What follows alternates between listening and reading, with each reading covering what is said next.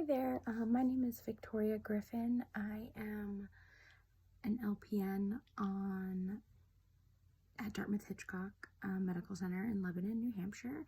I am on the 2 West Inpatient Surgery and CHAD Adolescent Unit, and I am here today to present a project proposal that I had to introduce individual glucometers into our inpatient unit rooms, as opposed to our current situation, which is using a shared glucometer, one glucometer for all 12 rooms to check patients' blood sugars.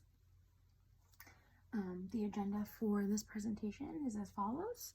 We will be discussing the need for the implementation of this change, so why introduce this type of idea, so what the problem is. We'll be explaining the existing ramifications that result from the primary problem. We will be discussing the solution in which this project will provide if it's implemented correctly, and how it will create the solution. We'll provide an overview of this project's budget and discuss all the possible benefits that will result after this project is implemented. So the primary reason for implementing this project is infection control. Specifically, we are going to be talking about the infectious C. difficile, or C. diff. And one of the needs for this change is the rise in occurrence of this antibiotic-resistant C. diff. Antibiotic resistance is one of the biggest public healthcare challenges of our time, which is quoted from the CDC, or Center for Disease Control. Currently, C. diff is resistive against antibiotics such as ampicillin, amoxicillin, cephalosporins, clindamycin, fluoroquinolones, and is beginning to also become resistant to metronidazole. So all of these are very common antibiotics used to treat illnesses, pathogens, infections, and C. diff is becoming, or has become, resistant to all of those mentioned. So those treatments are no longer effective against the disease.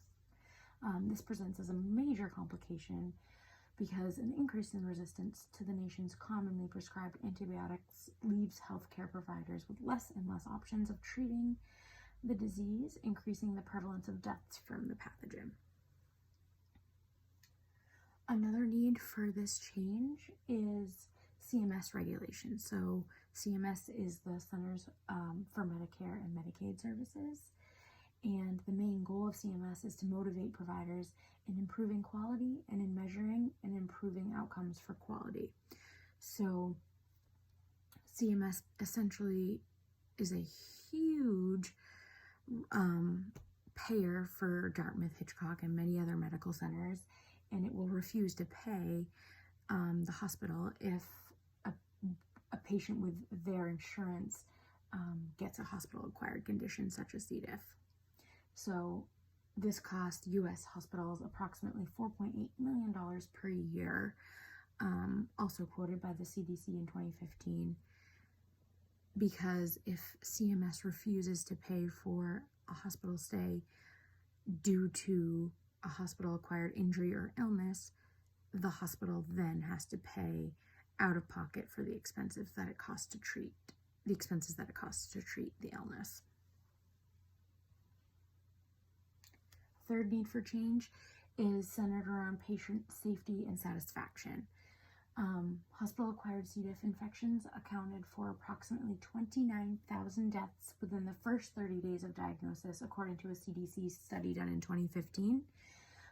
In all healthcare institutions, patient satisfaction is or should be considered a highly desirable outcome of clinical care in the hospital, and may even be an element of health status itself. So again, patient satisfaction is huge, word of mouth is huge, patient safety is huge. So the less satisfied patients are, the less good outcomes they have, the increase in things such as lawsuits and just bad patient surveys, which is a majority of how hospitals and facilities stay running. So this idea is an idea that stems from seeing glucometers shared between patients frequently, up to 6 times per patient per day in and out of rooms, or more than that.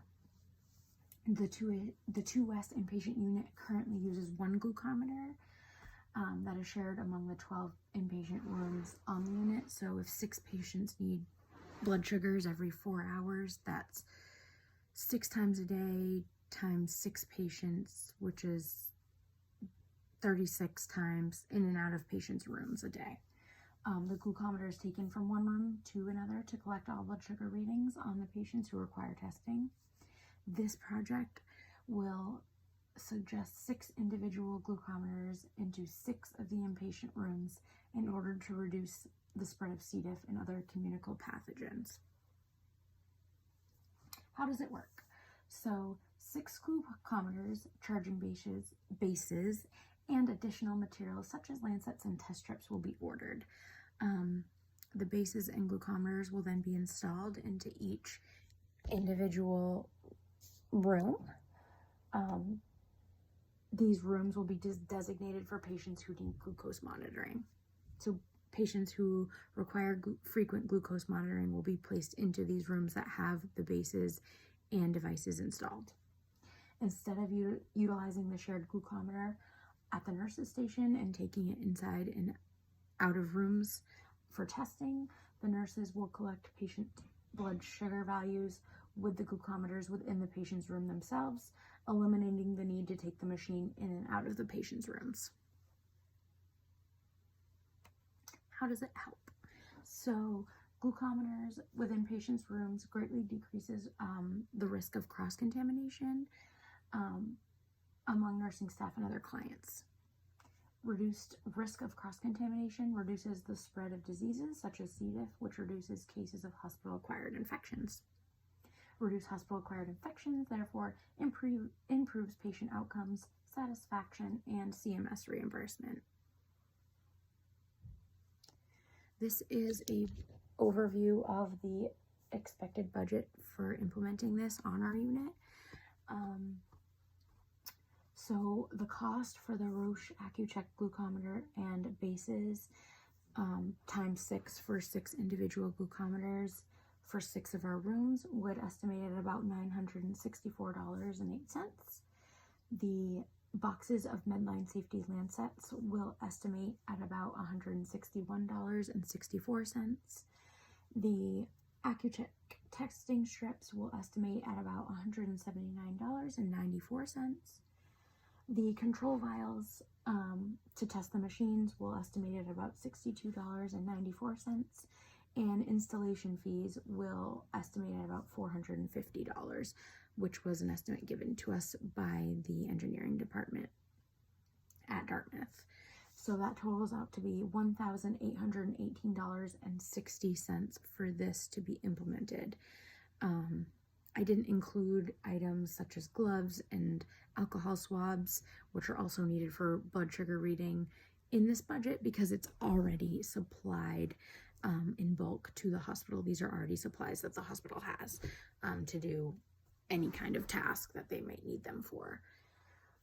It does not require any other staffing. The current staff that's on the unit is already trained on how to use this machine, so no additional staffing is needed, an exception for the maintenance staff that will need to, or the engineering staff that will need to install the machines into the rooms. Benefits of this project, if it is implemented and successful, include improved patient outcomes, which also includes the protection of vulnerable patient populations against C. diff. So the elderly or the immunocompromised. Increased patient satisfaction, protection of staff against antibiotic-resistant hospital-acquired C. diff. So not only protecting our clients and patients, but the staff as well and the public. Decreased facility costs associated with hospital-acquired infections. Increased CMS reimbursement, so those two go hand in hand.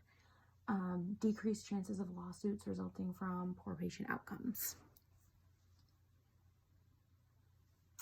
So now I will open the floor up to anyone if they have any questions for me regarding this topic.